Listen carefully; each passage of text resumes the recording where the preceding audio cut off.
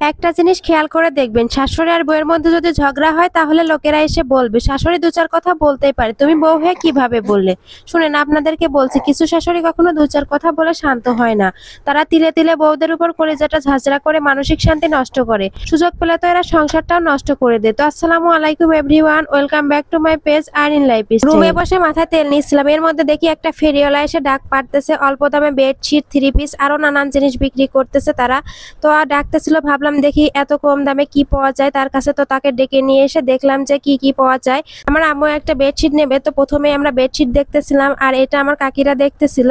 তো দাম হিসাবে মোটামুটি ভালোই, খুব একটা খারাপ না। আর এখানে আমি দেখতেছিলাম থ্রি পিস।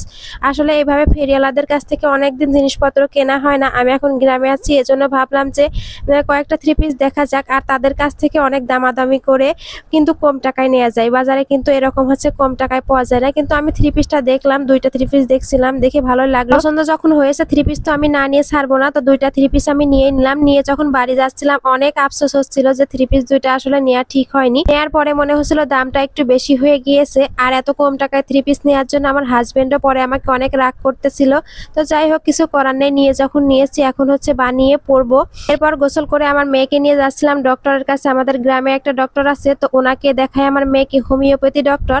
তো ওনার কাছ থেকে চিকিৎসা নিলে আমার মেয়ের অনেক ভালো হয়, এজন্য তার কাছ থেকে সবসময় আমরা চিকিৎসা করাই। এই তো কাদার মধ্যে অনেক মজা করতে করতে আমরা চলে যাচ্ছি। এখানে আসলাম ডক্টরের কাছে। ডক্টরের কাছে এসে মেয়েকে দেখালাম এবং ঔষধ নিলাম। তারপরে এখন আবার আমরা চলে যাব কাদার মধ্যে হাঁটতে হাঁটতে।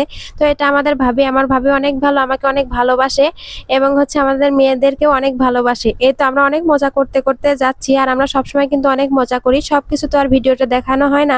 ভাবি কিন্তু অনেক মজার মানুষ, ও যতক্ষণ আমাদের সাথে থাকে তত সময় আমরা হাসতে থাকি। এই তো আমরা এখন চলে যাচ্ছিলাম কাদার মধ্যে দিয়ে। এখন নিচু হতে হবে এখান থেকে। তো ওরা চলে গেল, আমিও এখন নিচু হয়ে চলে যাব। আর সামনে দেখেন আমাদের বাঁশের একটা ব্রিজ, আমাদের কেলানের উপরে এই বাঁশের ব্রিজটা দেয়া। তো আমরা এখান দিয়েও চলে যাচ্ছিলাম। আর হচ্ছে এখন ভাবি গিয়ে আমার মেয়েকে রেখে আসবে আর আমার থ্রি পিস গুলো নিয়ে আসবে। এই যে আমার থ্রি পিস গুলো নিয়ে চলে আসছে। এখন আমরা চলে যাব পাড়ার মধ্যে। পাড়ার মধ্যে গিয়ে একটা দর্জির কাছে আমার থ্রি পিস গুলো বানাইতে দিব। আর পাড়ার মধ্যে অনেকগুলা বউ আসছে, মানে অনেকে বিয়ে করছে নতুন নতুন। তো আমরা সেই বউগুলো দেখে আসলাম। তো এটা হচ্ছে ভাবির ছেলের বাড়ি, নতুন নতুন করছে, ভাবি আমাকে দেখাইতে নিয়ে আসছিল।